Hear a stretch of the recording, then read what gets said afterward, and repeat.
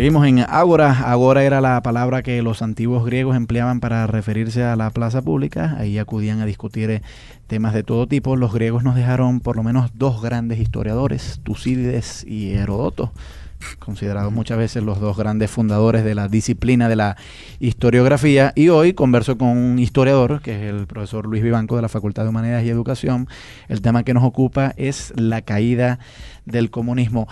Has venido haciendo un recuento, Luis, sobre las reformas de Gorbachov. Ahora, yo sospecho que la intención de Gorbachov era reformar el comunismo para conservarlo. Sí. Pero no lo logró. Es decir, estas reformas como que se le fueron de las manos y eventualmente condujeron fue no a la conservación de un comunismo reformado, sino al colapso del comunismo. Y claro, mucha gente en Occidente dice, bueno, debemos a Gorbachov, gracias a Dios, la introducción del capitalismo en la antigua Unión Soviética, pero yo sospecho que esa en un principio no era la intención de Gorbachov. O sea, él era comunista también. Claro, por ahí dicen que los éxitos tienen muchos padres y los fracasos son huérfanos, ¿no? La caída del comunismo dicen que se la debemos a Juan Pablo II, se la debemos a Reagan, se la debemos a Gorbachov, se la debemos a tal cosa. O sea, todo el mundo quiere atribuirse ese mérito, pero en realidad, al principio la intención de Gorbachov era lograr cambios que hicieran funcionar eso, a ver si funciona de alguna vez, ¿no? Después de tanto, desde 1917, que funciona alguna vez.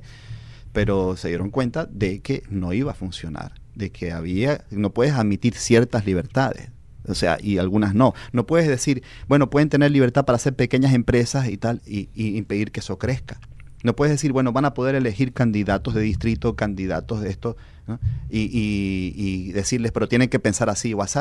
Entonces, o das libertad o no das libertad. Pero todas estas ideas están en el ambiente. Gorbachov las propone desde el Kremlin y los políticos las van manejando. Pero ¿cómo es que el pueblo sale a la calle? Es decir, ¿cómo después de 80 años ya llega un momento en que dice, ya nos hastiamos de esto, no queremos seguir con esto? Es decir, ¿cómo fueron aquellos días en que la gente sale a la calle? Si había gente que estaba de acuerdo con eso, en ese todavía no se voceaba, al menos en Rusia, en Unión Soviética no.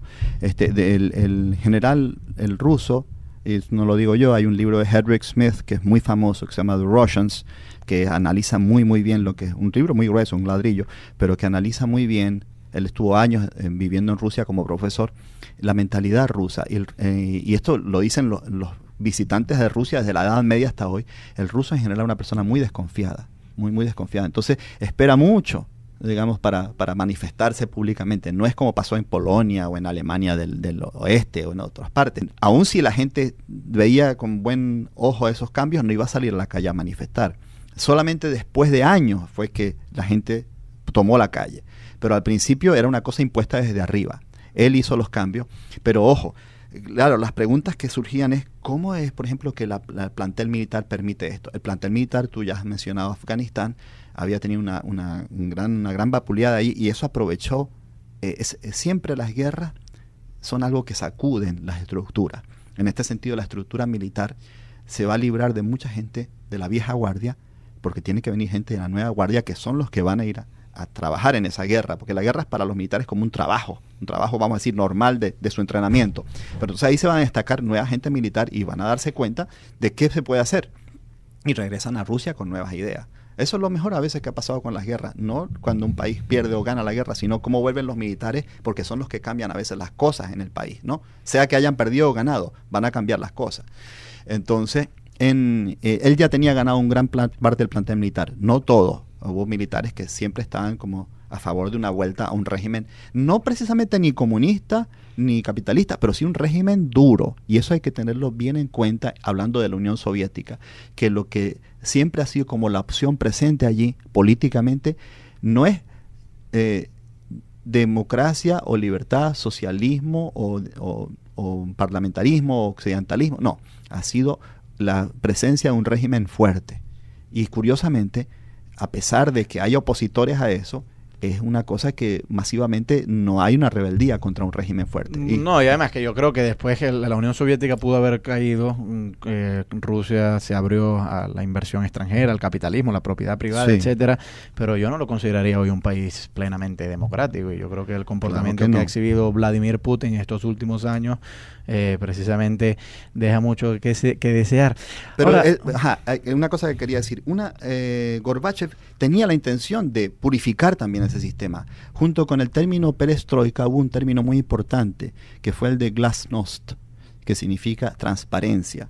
Y decía inclusive transparencia a nivel político, quiénes están haciendo las cosas y quiénes no. Él va mucho a lo básico, a las necesidades de las ciudades. Dice, Moscú está una ciudad muy contaminada.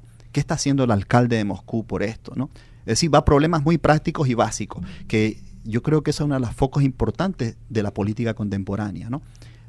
Cuando hoy se dice, por ejemplo, ya no se habla tanto izquierda y derecha, sino de si funciona este gobierno a nivel de las necesidades comunes, que son iguales para todos, comunistas o capitalistas, necesitamos todos comer todos los días, necesitamos tener agua y electricidad. Pero si esas cosas no funcionan, ni el agua, ni la electricidad, ni la comida, entonces ya estamos mal, no importa que estemos revolucionarios o que reaccionarios, ¿entiendes?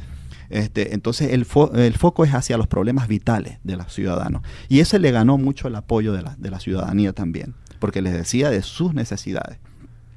Y eso era la transparencia, el glasnost. Eso significó liberarse una gran cantidad de burocracia, y tuvo que despedir a mucha gente de muchos puestos, y lo difícil para mucha gente fue que tenían puestos de poder y perder esos puestos de poder. Tú bien sabes, como lo planteaba Maquiavelo, que el eros del poder es mucho más satisfactorio inclusive que el eros económico, ¿no? ¿Okay? Claro. Tener poder a veces es más satisfactorio para personas, aunque sea un pequeño, una oficina donde controla a 3 empleados, pero saber que manda y puede molestar a 3 personas.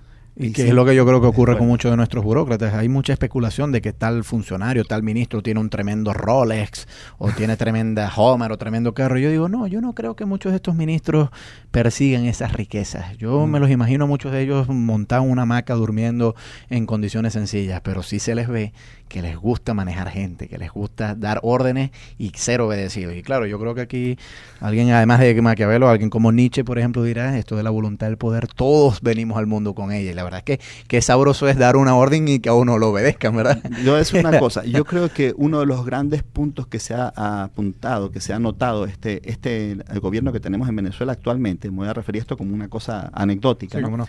Es el caso de muchos reservistas, de personas ya retiradas, jubiladas, de edad madura, pero que les dan un uniforme y una especie como de misión, entre comillas, por ejemplo, en caso de cedulación, que le gritan a la gente, váyase por aquí, siéntese acá. Eso es darles un poder a las personas, de poder decirles cosas a la gente, y que eso ha sido un apoyo importante para Chávez. Yo creo que es una cosa muy inteligente que han hecho ellos, de darle poder a esta gente.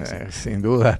Vamos a ir a escuchar un tema musical y regresamos. Converso con el profesor Luis Vivanco. El tema que nos ocupa hoy es la caída del comunismo durante la década de los 90.